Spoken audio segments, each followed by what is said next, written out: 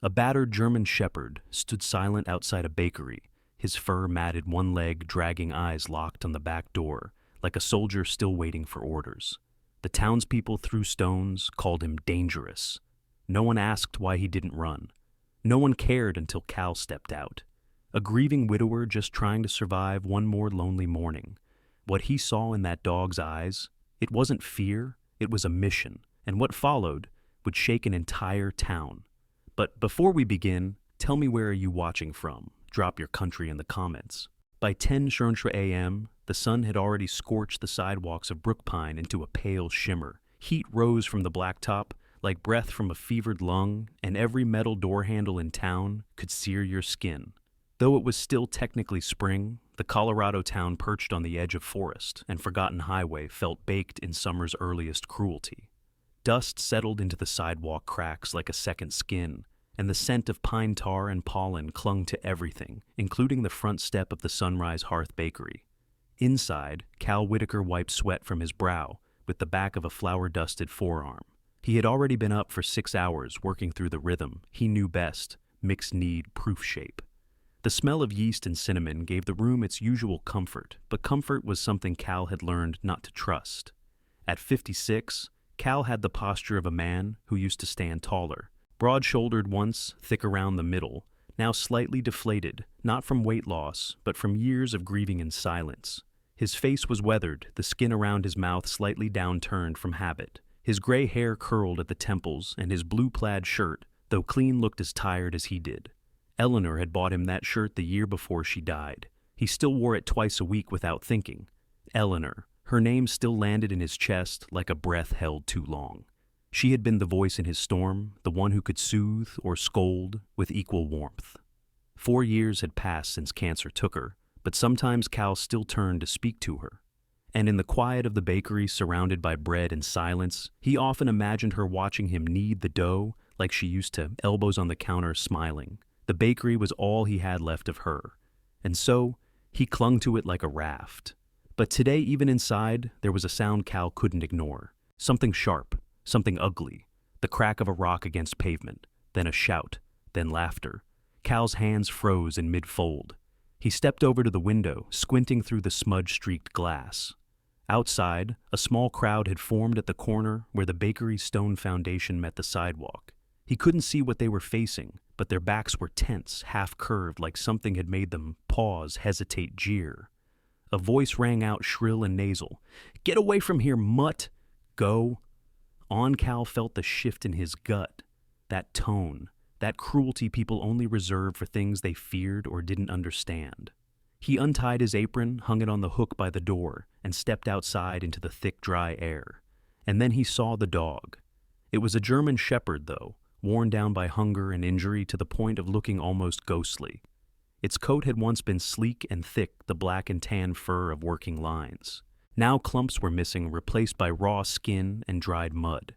Its right hind leg stuck out at an unnatural angle, broken long, healed wrong. A fresh gash above its eye bled in a slow, sticky line. But the dog didn't move. It didn't bark, didn't snarl. It just watched. Amber eyes, clear, intelligent, and unnervingly calm, tracked the crowd. Among them, Dylan Mercer. 17 was crouching with another rock in hand. He had that wiry, restless energy common in boys who didn't know what to do with the hurt they carried. His mother had moved them to Brookpine after his father disappeared into the opioid blur 2 towns over. Now, Dylan wore rebellion, like armor-ripped sleeves, chipped black nails, and a voice a little too loud for every room he entered. Beside him, arms folded with the rigid tension of a coil about to snap, stood Sarah Mitchell. In her early 50s, Sarah was tall and bony, with perfectly pressed khaki slacks and a tight-lipped expression that rarely softened. She ran the town's antique store with surgical precision, organizing everything by era label and color tone. After her divorce 10 years ago, she'd redirected her sense of control into neighborhood committees' HOA meetings and eliminating what she deemed disruptive elements. The dog, to her, was the epitome of chaos. "It's been lurking outside your bakery every morning," she said loudly as if justifying the hostility. "Snapped at my niece last week. Liar." Dylan muttered, then laughed when Sarah shot him a glare. He tossed the rock in his hand lazily before catching it again. Cal didn't speak at first. He stepped closer, stopping just short of the animal. The dog tensed but didn't retreat. He knelt slowly, feeling the heat of the pavement through his jeans, and studied the dog's face. There was pain clearly. The leg, the eye, the bones visible beneath that coat. But there was something else too. Something not quite animal. The dog looked back at him, not with panic or confusion, but with purpose. "You've got no collar," Cal murmured. "No tags." "But you're not lost, are you?" Behind him, Sarah scoffed. "You can't be serious. Look at it. It's diseased. If animal control had any backbone, it would have been put down already." The dog flinched as Dylan flicked a pebble in its direction. It bounced harmlessly, but Cal rose to his feet. "That's enough," he said. It wasn't loud, but it carried. Dylan froze. Sarah blinked. Cal turned fully toward the crowd now. The heat glared off the stone, the air tight with silence. No more stones, no more names. "If you've got a problem with it, sitting here, you bring it to me." Sarah stepped forward, her voice tighter now. "Cal, I understand your sentimentality, but that animal is dangerous. I've seen dangerous," Cal said. "That ain't it." He looked back down at the shepherd. The dog's ears twitched. The bleeding had slowed. "Go home," Cal said without turning. "You've made your point." Sarah looked as though she might protest again, but then caught something in Cal's expression and thought better of it. She pulled her purse higher on her shoulder and walked off in clipped strides. Dylan hesitated, tossed the rock back into the dirt, and followed. Now, alone, Cal stood quietly for a moment beside the dog. The shepherd didn't move, didn't make a sound. It just watched. The next morning, the town of Brookpine stirred under a sky that held the gray hue of ash clouds gathering above the pine-covered ridges, as if even the weather hesitated to speak. A soft wind danced through the streets, and the smell of upcoming rain clung to the air, thick with pollen and wood smoke from someone's late spring chimney. At Sunrise Hearth, the familiar warmth of yeast and baking cinnamon rolls filled the narrow interior. Cal Whitaker moved slowly behind the counter, his apron smeared with flour and his knuckles stiff from the early cold. He had slept little. The image of the German shepherd, its mangled leg, the blood above its eye, but most of all its stillness had stayed with him through the night. When he opened the front door at 6:15 a.m., he didn't expect to see the dog again. But there it was, sitting in the exact same spot. Same posture, same expression. The blood had crusted into a dark patch beneath the shepherd's eye. Its fur still hung in matted clumps, and the twisted back leg remained tucked awkwardly to the side. Yet it didn't whimper. It didn't rise. It simply sat like a sentinel on duty. Cal stepped out slowly, holding a shallow dish of water. The shepherd shifted slightly but didn't move. "I'm going to call you Bucky Cal," muttered, kneeling again, "because you've got the same stubborn stare as that buck I hit back in '97. Didn't die. Just walked off like it was insulted." I interrupted its thoughts. Bucky didn't blink. Cal set the dish down and retreated inside. Inside the bakery, he pulled up the security feed from the past few days. Grainy black and white footage showed the dog appearing just after sunrise, always the same path down the alley across the corner, and stopping at that exact patch of stone outside the bakery's side entrance. From 6:12 until nearly 10 a.m. Bucky sat without shifting more than a few inches. No sniffing at garbage bins, no approaching customers. Only waiting, facing the back door. That door hadn't been used in months. Cal rarely even glanced at it. It led to the alley that ran between his bakery and the boarded-up hardware store. The dumpsters were out there, and sometimes the town's stray cats hunted at night. But this dog didn't seem interested in any of that. Cal leaned closer to the screen, replayed the motionless figure frame by frame. "He's not a stray," Cal whispered. "He's guarding." A knock on the front glass startled him. A woman stood outside, frowning, arms crossed. She wore a purple windbreaker zipped to the neck, with a name tag clipped to the front that read, "Karen Ortega, Animal Control." Her hair was dark and pulled into a practical bun, and her face had the drawn look of someone constantly expected to do too much with too little.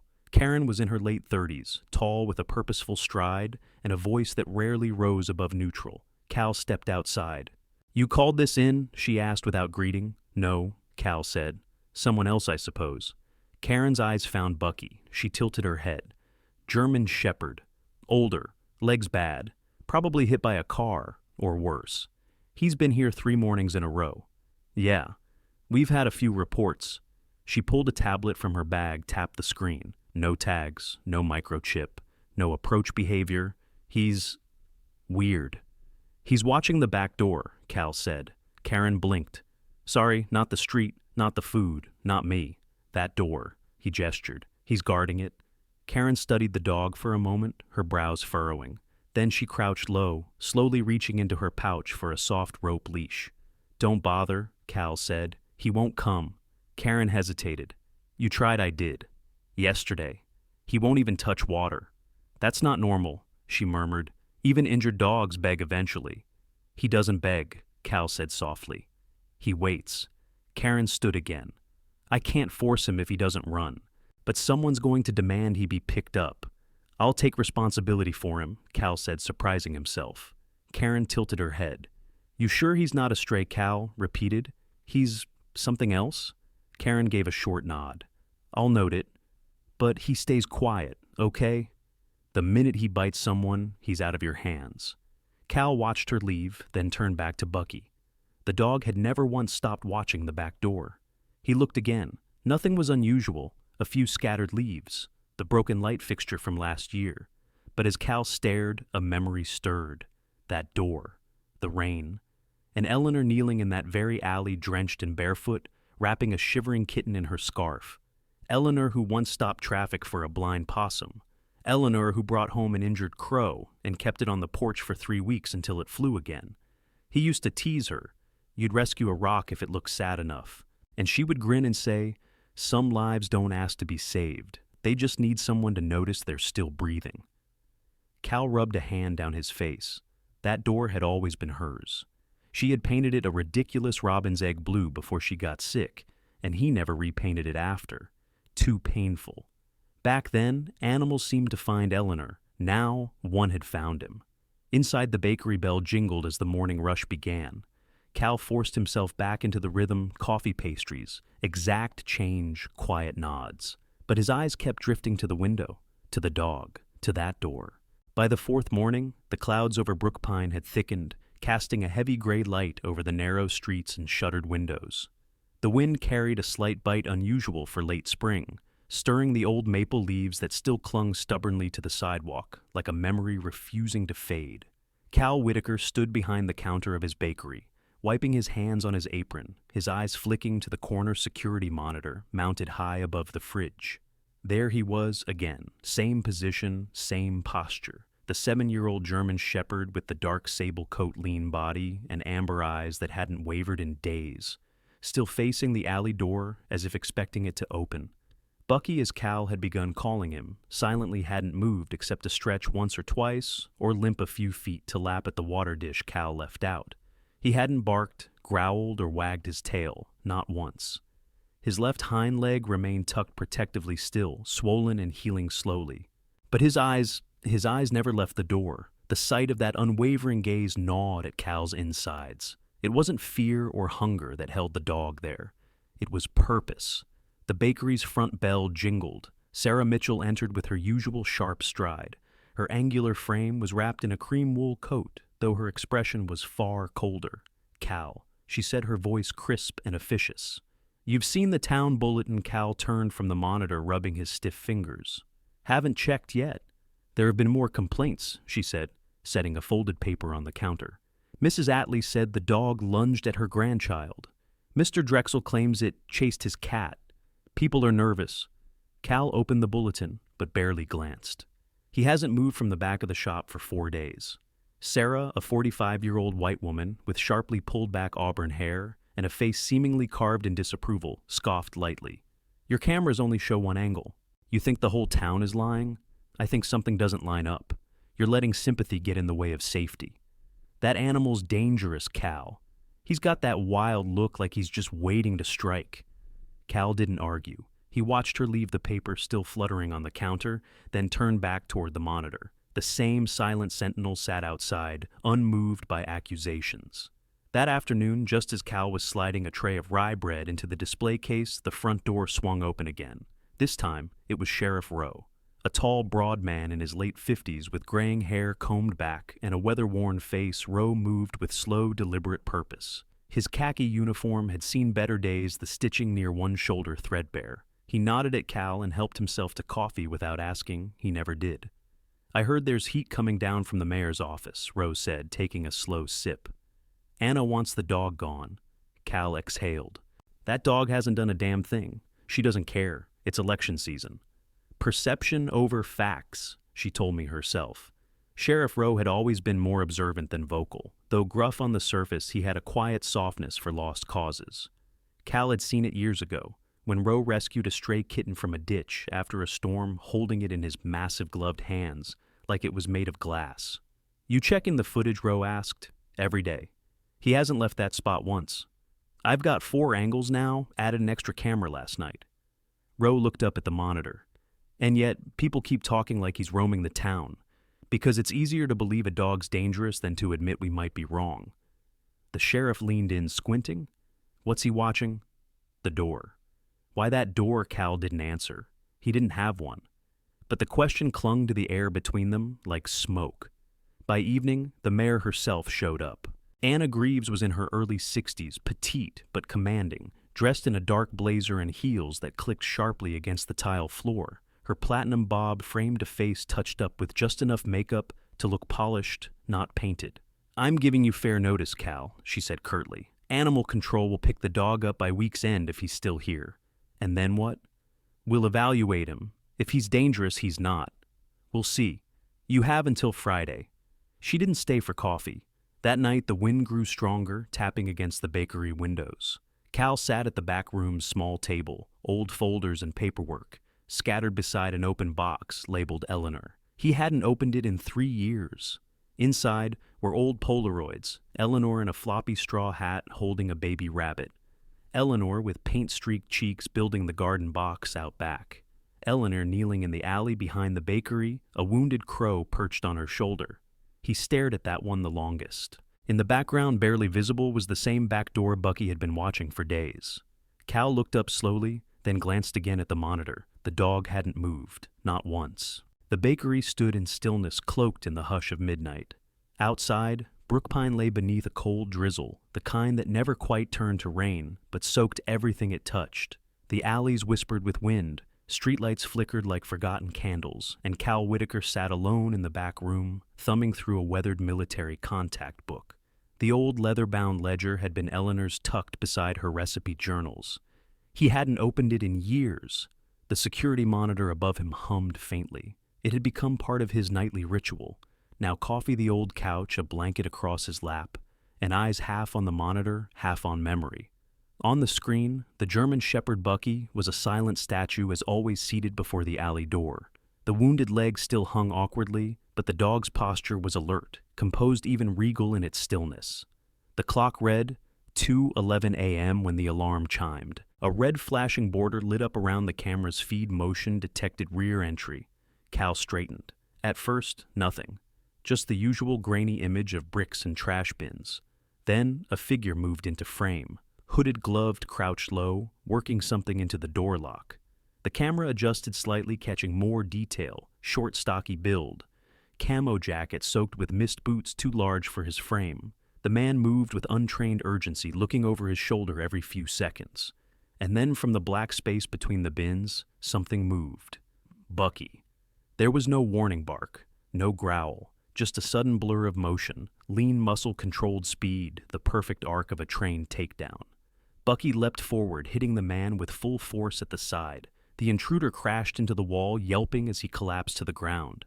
The dog didn't bite, only pinned. One heavy paw on the chest head, inches from the man's face, body locked in tension, eyes glowing in the night vision lens.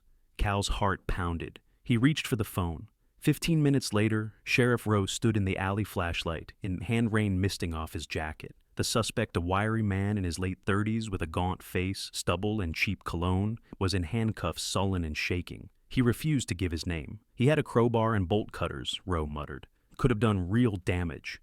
Cal nodded, but kept his eyes on Bucky, who now sat beside the door again, rain darkening his sable fur. The injured leg trembled slightly, but the dog remained upright. Gaze forward, tail still. That wasn't instinct, Cal said. That was training. Rowe agreed. Clean execution, no wasted motion. You sure you don't know where this dog came from? I didn't even know what he was until just now. By morning, the town buzzed with stories. Some said Cal had trained the dog himself. Others said it was a miracle. Sarah Mitchell, ever skeptical, claimed the entire break-in was a hoax staged to justify keeping the stray. The mayor remained quiet, too quiet. But Cal didn't care about rumors. He had questions. That afternoon, Cal made a call. He hadn't spoken to Simon Boyd in 12 years. Simon had been Eleanor's cousin, a former K-9 handler in the Army, who now worked with retired service dogs across the state. They'd never been close, but Eleanor had adored him. Simon arrived that evening in a rusted green truck, stepping out into the light rain with the careful movements of a man carrying old injuries.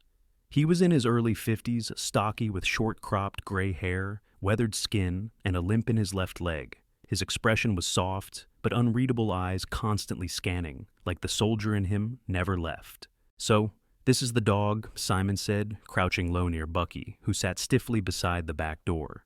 The dog didn't move, just looked. Their eyes locked. Simon didn't speak right away. He removed his glove, held out a hand not close enough to touch, just within scent range.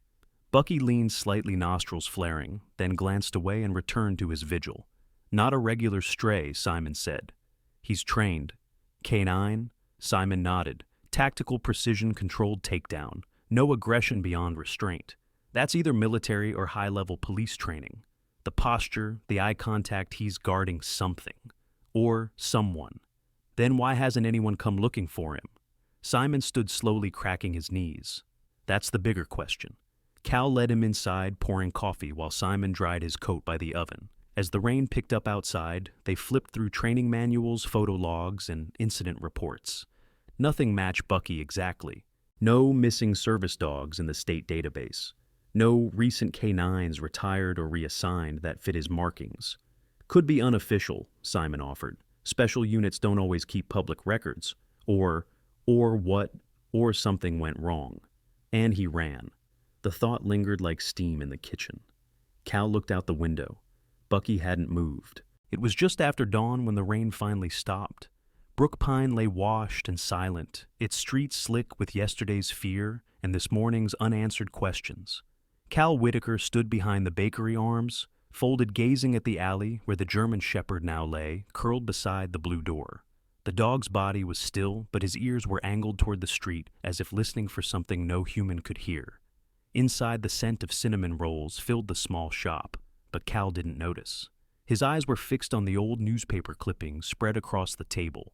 Simon Boyd had left them before sunrise. He'd driven overnight to another town, digging through a dusty archive at the request of a man he barely knew. But what he found had left both of them in stunned silence. One clipping stood out. It was a faded page from a Colorado military newsletter dated 3 years ago. A headline stretched across the top: "K-9 Bucky saves unit from IED attack. Handler killed in blast." The photo beneath it showed a younger version of the German shepherd, thicker fur, brighter eyes, but unmistakably the same dog. His right ear bore a distinctive notch, and even in grayscale the alert posture was identical. Next to him stood a man in fatigues, smiling faintly, hand resting on Bucky's back. According to the article, the handler was Sergeant Mason Callahan. The dog had detected the explosive seconds before it went off. Callahan had died shielding civilians. Bucky survived with injuries and was later deemed unfit for service, diagnosed with trauma aggression and irreversible behavioral damage. Then the record stopped. He disappeared during transfer, Simon had said. No adoption paperwork, no euthanasia record, just gone. Now Cal sat quietly reading the line again and again, declared retired, not suitable for reassignment. He looked out at the dog, still watching the alley like a soldier awaiting command. The irony wasn't lost on him. The people of Brookpine had called this dog a threat. They had thrown stones, written complaints, filed warnings. But here he was, watching, waiting, guarding them all from dangers they didn't even see. That morning, Sheriff Rowe came back. The sheriff's face was drawn darker than usual, his uniform slightly rumpled. He carried a folder that looked like it had been clutched too tightly. "We ran the plates on the guy from the other night," Rowe said. "He's part of a ring. Small-town break-ins all across the state. Convenience stores, bakeries, pharmacies, places with light security. Always in threes, sometimes four. And here Cal asked. 5 attempted break-ins in 2 months, Roe answered. 3 of them shut down. No reports. Just broken locks and signs someone got interrupted. No one saw anything. No cameras. But Bucky was already here. Roe nodded. I think he stopped all of them. I checked the bakery camera footage from previous nights. You didn't know it, but he wasn't just sitting out there. He was patrolling. Outside a car drove past. Bucky didn't move, but his ears twitched. Doesn't make sense, Roe muttered. Dog like that just showing up here. It does, Cal replied, voice low. He's still doing what he was trained to do. Only now there's no one giving orders. Roe leaned on the counter. He needs help. Someone to report this to. These guys might come back. Cal hesitated. If the town finds out he's military, they'll use it to push him out. Say he's unstable. You know that's not true. I do, but people don't trust what they don't understand. They stood in silence for a while, the bakery's soft warmth wrapping around them. Cal poured coffee, handing a mug to the sheriff. Then he pulled the photo closer, staring at the handler's name again. Mason Callahan. I'm going to find his family, Cal said. They deserve to know Bucky's still alive. That night, Cal sat beside Bucky in the alley. The dog leaned lightly against his leg, not seeking affection, but simply sharing space. They both watched the sky turn dark. A rustle came from down the alley. Bucky rose immediately, head-lifted muscles taut. But it was just Anna Greaves, the mayor, stepping carefully around a puddle in pointed boots. Anna was in her early 60s, always impeccably dressed, pressed blazers, pearl earrings, a silver bob that never shifted out of place.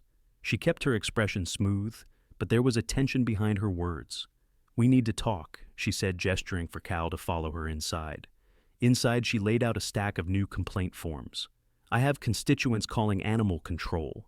They don't feel safe knowing the dog is here. Cal folded his arms. He's done nothing wrong. There's fear, she said, tapping her manicured nail against the folder. That's all it takes. He stopped a break-in? Possibly more. She sighed, exasperated. Look, I know what you're trying to do, but we can't have an unregistered animal, especially one with a military record, roaming our streets. Cal met her eyes. He's not roaming. He's watching. Because no one else is. Anna's lips thinned. She picked up her folder and turned toward the door. 30 days, she said.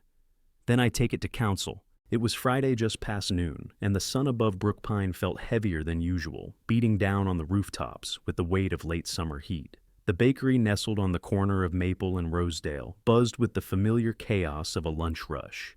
Inside, the smell of sourdough and honey butter wrapped around the chatter of customers and the clatter of trays. Cal Whitaker stood behind the counter, sweat darkening the collar of his flour-dusted shirt. His salt and pepper hair clung to his temples, and his eyes flicked between the oven timer and the growing line. There was a tired rhythm to it all, but also comfort, a kind of hum that had returned ever since Bucky started watching the back door. The bakery felt protected. Bucky, the 7-year-old German shepherd with dark sable fur and a silent, unwavering stare, sat outside as always. He didn't beg, didn't bark. He merely watched the alley, the door the street beyond.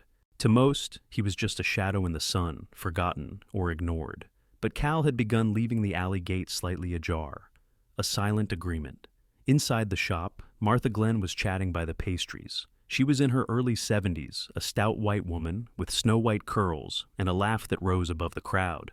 She had once called Bucky a demon dog, but today she chuckled at Cal's old apple fritter joke, her purse swinging from a plump elbow.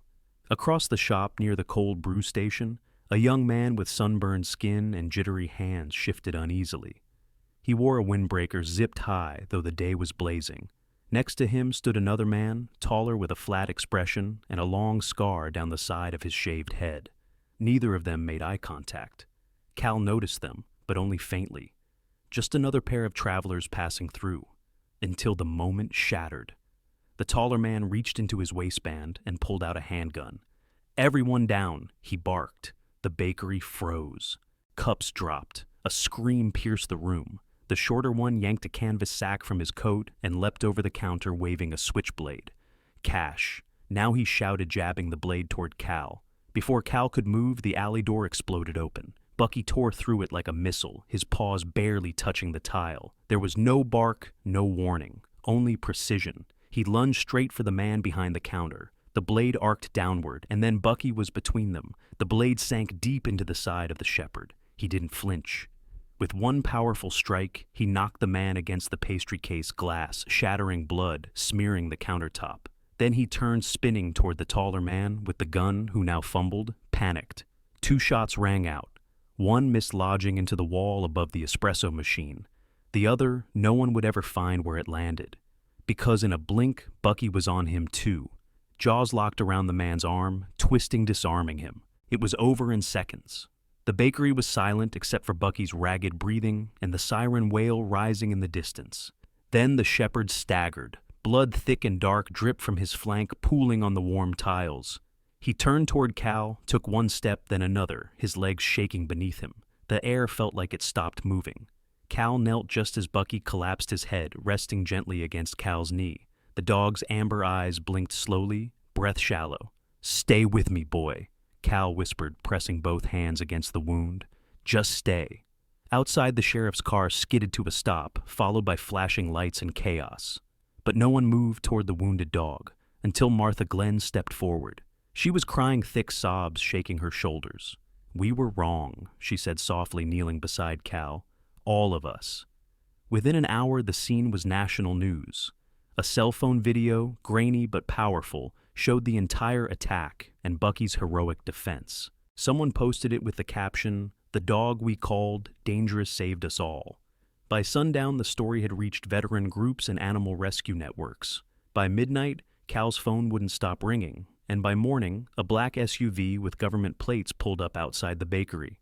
The man who stepped out was in his late 40s, clean-cut, with close-cropped chestnut hair and a firm handshake. His name was Captain Raymond Ellis, a former handler from the Fort Carson K-9 division. He wore a simple black suit, but his posture gave him away straight-backed alert, like a man who had never stopped listening for footsteps behind him. "I saw the footage," he said, his voice low. "That dog. His name really is Bucky. I trained with him." Cal led him to the back room, where Bucky now lay, on a soft mat, bandaged, sedated, but alive. The vet had arrived quickly. He'd said the stab wound missed the lung by a hair. Ellis knelt beside the dog. "You shouldn't be here, old man," he whispered gently, brushing the fur behind Bucky's ear. "But damn, I'm glad you are." The morning after the attack, Brookpine was unrecognizable. News vans lined the sidewalks, cameras angled at Cal's bakery, where the shattered door had been hastily boarded up. Inside, the scent of cinnamon rolls mingled with the sterile sharpness of antiseptic. But it was the silence that struck hardest, because Cal hadn't opened shop. The "closed for repairs" sign on the window told half the truth. The real reason was lying in the back room recovering. Bucky, the 7-year-old German shepherd with dark sable fur, lay on a padded mat, his side heavily bandaged, IV fluids hanging beside him. Though sedated, his amber eyes would flutter open every now and then, always scanning, always watching. Even wounded, he remained a sentinel. Cal Whitaker had barely slept. The 60-year-old baker looked more weathered than usual, the lines around his eyes deeper, the gray in his beard more pronounced. He sat on a stool near Bucky's side, cradling a lukewarm mug of coffee, his gaze distant. The events of the day before replayed in his mind like static. Then came the knock. Not a media knock, desperate and frantic, but measured, deliberate. Cal opened the back door, cautiously surprised, to see a tall man in a tan field jacket holding a folder under one arm. He had cropped silver blonde hair, crow's feet at the corners of his steely blue eyes, and a soldier's posture that had never been unlearned. "Name's Neil Dawson," the man said, extending a hand. "I trained Bucky. We served together for 3 years." Cal blinked. "Come in." Inside, Dawson moved with quiet reverence. When he spotted Bucky, his expression faltered. "God," he muttered, kneeling. "You're still alive?" Neil Dawson was 52, still fit, despite a slight limp. His nose had been broken long ago and healed a little crooked, and there was a small scar just under his right ear. But it was the way he touched Bucky's fur, light, deliberate, that showed who he truly was. "He should have been in a home like this years ago," Dawson said quietly. Cal studied him. "What happened?" "The Army said Bucky went missing." Dawson exhaled and glanced at the file he'd brought. That's the sanitized version. The truth's in here, though. I probably shouldn't have this. He opened the folder, revealing copies of internal military reports, some redacted, some stamped with confidential. Bucky was deployed in a province where things went wrong. He sniffed out a weapons cache that certain people in command didn't want found. There was an internal investigation. Someone used him as a scapegoat to avoid fallout. Dawson's voice was tight. He was listed as compromised, a liability. Cal's jaw clenched. So, they just abandoned him, Worse Dawson said. They released him quietly without tracking, told me he was being reassigned for behavioral issues. But that wasn't true. They didn't want anyone looking too close. They both looked at Bucky. He saved lives, Cal murmured, and they turned their backs. Dawson nodded slowly. And now they want him back. I got wind that a unit's being sent from Fort Cresswell. Official story, retired asset reassessment. But they want him gone. Permanently. Cal stood shoulders straightening. Then we stopped them. Over the next few hours, the bakery turned into a war room. Dawson, who now worked in private security, used old contacts to trace the paper trail. Cal reached out to a local journalist. He trusted Nina LeClaire, a sharp-eyed woman in her 30s who had once written a feature on Cal's late wife, Eleanor. Nina had short red hair, sharp cheekbones, and a mind like a bear trap. When she arrived, she brought a laptop and fire. You're telling me this dog was scapegoated by the army, then hunted after saving a bakery full of civilians? She asked.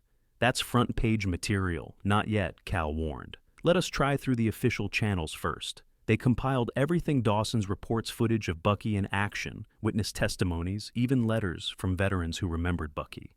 Martha Glenn wrote hers by hand and cried as she sealed the envelope. Sheriff Rowe added a sworn statement verifying the video's authenticity. Then they sent it all to the Department of Defense, the local congressman, and a few choice reporters on the military beat. 2 days later, a response came. An officer in full uniform, Colonel Diana Brooks, a tall, imposing black woman in her early 50s, arrived at the bakery. Her face was unreadable behind mirrored sunglasses. But when she entered the back room and saw Bucky trying to rise from his mat, something shifted in her features. I remember you, she said softly, removing her glasses. Colonel Brooks had once commanded Bucky's division. She had signed the papers for his reassignment, but claimed she'd never seen the investigation file Dawson now held. When Cal laid it on the table, her hands trembled slightly. I'll make this right, she said after a long silence. 3 days later, the press release was issued. K9 Bucky, formerly of Joint Base Langley Eustis, is hereby granted full retirement honors for distinguished service. They brought a small medal and a plaque, but the real honor came in the form of silence from those who once doubted. The town had gone quiet around Cal's bakery, not for lack of interest, but out of something deeper. Respect. Brookpine woke slowly beneath a curtain of soft autumn fog. The trees had begun their quiet transformation, gold slipping into rust into brown, and the scent of wood smoke mingled with cinnamon and early morning bread. The town was quieter these days, but not because fear had vanished. Rather because something ancient and sacred had settled over it, like the hush before the final hymn in church. At the heart of it all stood Sunrise Hearth Bakery, the once unremarkable corner shop that now bore a wooden plaque carved by hand, Bucky, Guardian of Brookpine. Inside, Cal Whitaker wiped down the counter wearing his usual flour-stained apron. His salt and pepper hair was combed back, his gray beard trimmed shorter than usual. A quiet glow had returned to his face, not youth, not joy, but purpose. Something more durable. Behind the counter, a small donation box labeled K9 Veterans Recovery Fund had begun to overflow. On the mat near the fireplace, Bucky lay with his head up and ears perked, tail tapping gently whenever someone entered. The 7-year-old German shepherd, once skin and bone, with dark sable fur matted in blood, had filled out again. His coat shone in the light now, scars visible but healed. One hind leg was still stiff from the stabbing, and a deep line traced his ribcage, but he held himself with pride. Eyes alert, posture guarded. A warrior who'd earned his rest. Children entered first that morning. One girl no older than 6 with long blonde braids and pink sneakers tiptoed across the bakery floor, holding a crayon drawing of Bucky with angel wings. Her mother, tall, thin, with tired blue eyes and a kind smile, stood nearby. holding a tray of cookies. They didn't speak. They just knelt beside Bucky, offering the paper and the sweetness like offerings at an altar. He sniffed, both licked the girl's hand, once then returned to his silent vigil. Cal turned away discreetly. He'd been seeing this all week, grown men misting up teenagers hanging back, awkwardly unsure how to say thank you to a dog. The town that once threw stones now laid wreaths. People came not just from Brookpine, but from nearby towns too. They brought food stories sometimes, even their own aging dogs, to meet the one that saved the hearth. By late morning, Sergeant Neil Dawson arrived with a manila folder under one arm and a leash in the other. He was a compact man in his early 50s, silver blonde hair, cropped short, a crooked nose, and quiet intensity in his gray eyes. Dawson had remained in town since the incident. What began as a visit had grown into something more, especially after he and Cal agreed to start something that hadn't yet existed: a recovery center for retired or injured canine dogs. "We've got land on the edge of town," Dawson said, motioning toward the open folder. "Zoned, approved. I've already filed the 501c3. We're calling it Second Watch." Cal nodded, his eyes flickering toward Bucky. "He'll be the first ambassador then." "Bucky's the reason there's even a plan," Dawson said. Later that afternoon, they walked the property.